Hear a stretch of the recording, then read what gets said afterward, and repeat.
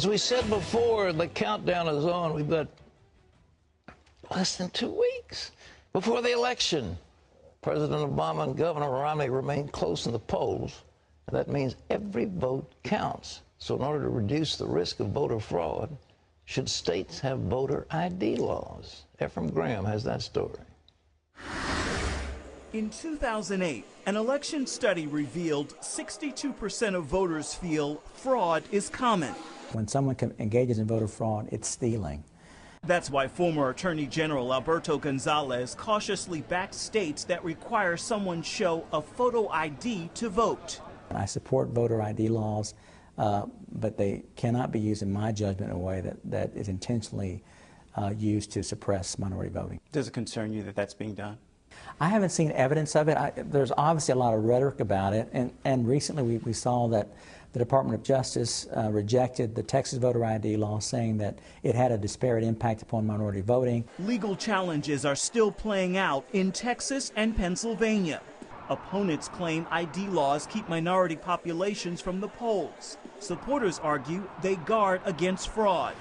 Regent University's Dr. Charles Dunn says the Electoral College helps relieve some of the concern. The Electoral College serves to give us stability, certainty, that after that Tuesday night vote is turned in, we know who our president is going to be.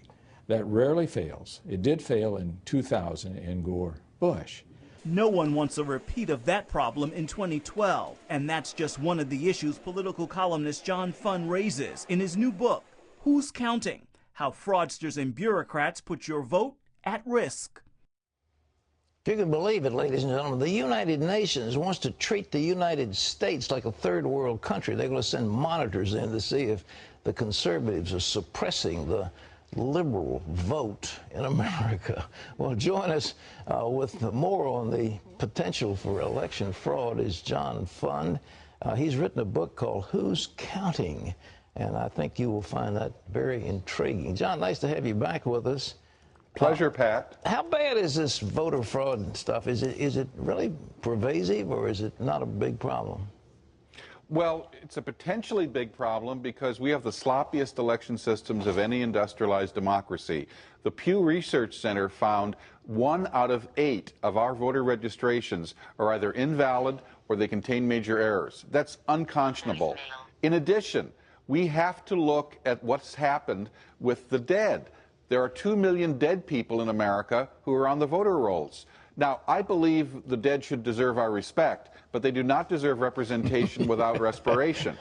In addition to that, we have 4 million people who are voting in more than one state potentially because they're registered in more than one state. People say that never happens. But Pat, a Democratic congressional candidate just last month had to resign her position because she was voting in both Florida and Maryland. She actually was brazen enough to do that, and they caught her, or she confessed it? She was caught, and she did not dispute the allegation. You know, it's amazing what people will do. A former Democratic congressman in Pennsylvania a few years ago was convicted of voter fraud because he was going into Alzheimer's homes, and he was helping the patients fill out their ballots, and these patients basically did not know what they were doing. All right. How much concern to you that this coming election is that way? I had the great pollster on yesterday. He said the one thing I don't want to do is wake up after the election and find us back in the Supreme Court. What about, you remember those hanging chads and all that stuff in Florida? Are we going to have something like that again, do you think? Well, I don't think the electronic voting machines are really that susceptible to fraud. There certainly are some problems with the programming, but most of the machines have a paper trail.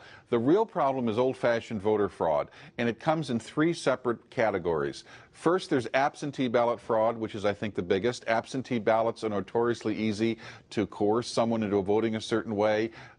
Absentee ballots are out there in the community. They can be mailed to apartment buildings under an alias and returned. There's all kinds of problems there. The second kind of problem that we have is what I call old-fashioned voter registration fraud, where you have so many names on the list, you can basically go in, and if you don't ask for ID, anybody can get a ballot. And all you have to do is scribble some signature that resembles something that's on the rolls, and you can vote. Eric Holder, the Attorney General of the United States, a 22-year-old volunteer working for James O'Keefe, the guy who did an Acorn, walked into Eric Holder's polling place in Washington in April, and he just said, "Do you have an Eric Holder on your voter list?" And he was handed his ballot. He didn't vote it, but that just shows how easy that kind of fraud can happen. And the second kind of fraud is when people who shouldn't be voting, felons who have lost their right to vote, and illegal aliens vote. And that has happened as well. There were three non-citizens who were picked up and sent to jail in Iowa just last month for voting in American elections. Voter ID laws seem so practical. Why are the courts, for example, in Texas, why did they invalidate those laws? Well, Texas was a federal court and invalidated it under the Voting Rights Act. I think ultimately that will be overturned. The U.S. Supreme Court, Pat, has ruled voter ID laws are constitutional. The opinion was even written by John Paul Stevens, who was then the court's most leading liberal. Every state court that has looked at this has said voter ID laws are fine by our state constitutions. The one thing is sometimes the litigation is dragged out so long that it can't be implemented for this election. But voter ID is constitutional, and we need to implement it everywhere, along with guardrails against absentee voter fraud. John, why would it be disenfranchising to minorities to ask them to bring in something with their picture on it? Is that all that unreasonable? No, because minorities support this. The latest Washington Post poll, Pat, finds 65% of African Americans support photo ID at the polls, 64% of Hispanics. That's because many of them live in neighborhoods where they know this goes on, and it means reformers get crushed by political machines who steal the votes out from under them. And I think the biggest victims of voter fraud sometimes are minorities who want to change their government, get better public schools, get better services, and they can't because City Hall steals the election out from under them. I don't think it's discriminatory at all. You know, there are claims that 25% of African Americans lack an ID. That's preposterous. How patronizing. If people don't have an ID, there are a few who don't. Let's get them the ID, because you can't function in modern American life without one. Sure. Can't cash a check, can't get a benefit, can't enter a federal building, can't travel. John, very perceptive, and we appreciate. The book is called Who's Counting? It's available on Amazon and where other books are sold. John Fund and Hans von Spakovsky. I think you need to be aware of what's going on. Very perceptive. Thank you, John, for being with us. Thank you, Pat.